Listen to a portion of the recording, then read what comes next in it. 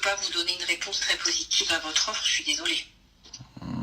C'est parce que votre solde est de combien du coup? Je crois pas qu'on avait parlé de prix par le passé, hein, du coup. Nous, il est à 1497. Si on a d'attaquer les 4 piliers dont vous avez parlé, si vous souhaitez commencer par 2, bah du coup, on est sur 997. Pourquoi pas? Et après, au niveau temps, c'est pas trop chronophage? Nous, de notre côté, on peut s'adapter à vous.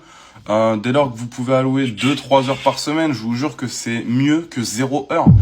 Alors le premier point où il y a une erreur, c'est quand le prospect a dit « je ne pourrais pas vous donner une réponse à la fin de l'appel ». Ça veut clairement dire qu'il n'y a pas eu en fait de critères de sélection ni d'urgence et ils n'ont tout simplement pas dit qu'il fallait prendre une décision à la fin de l'appel. Mais ça, c'est hyper important de bien préciser que voilà, il faudra prendre une décision à la fin de l'appel, il faudra aussi faire l'investissement à la fin de l'appel. Ça permet que dès le début, le prospect se mette dans une case où il va commencer avec vous. Le deuxième point, c'est que quand il annonce le prix, il parle encore une fois derrière. Ça empêche tout simplement la personne de réfléchir et en fait de dire réellement ce qu'elle pense. Deuxième point par rapport au prix, c'est qu'il a annoncé d'abord la contrepartie financière de 1497 et ensuite il a dit on peut commencer aussi avec 900 et quelques. Mais ça, c'est une erreur parce que si la personne elle est vraiment intéressée par la plus chère et qu'elle a les fonds suffisants, d'ailleurs elle avait les fonds suffisants, mais en fait vous prenez la possibilité de perdre la vente en une fois sur la plus chère.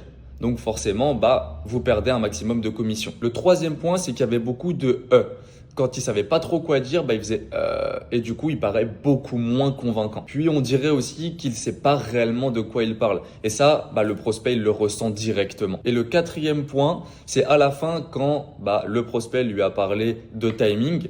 Il lui a tout simplement répondu qu'avec 2-3 heures par semaine, il pouvait faire énormément de choses, mais c'est pas vraiment la bonne solution adaptée parce qu'encore une fois, c'est un petit peu de la justification. Il vaut mieux lui dire le temps, c'est pas un souci. Il vaut mieux commencer avec 2-3 heures par semaine, mais par contre les faire à 200%. Plutôt que de faire 10 heures par jour et au final rien comprendre à ce qu'on va t'apprendre ou alors à ce qu'on va te dire et du coup on va tout mélanger. Donc pour moi 2-3 heures par semaine c'est un timing qui est largement suffisant et comme ça on peut vraiment le faire à 200%. Ça sert à rien de se précipiter, vaut mieux faire les choses correctement et avoir des résultats derrière plutôt que se précipiter et au final tout mélanger. Tous ces petits points du coup mis bout à bout font que le prospect n'a pas converti en client.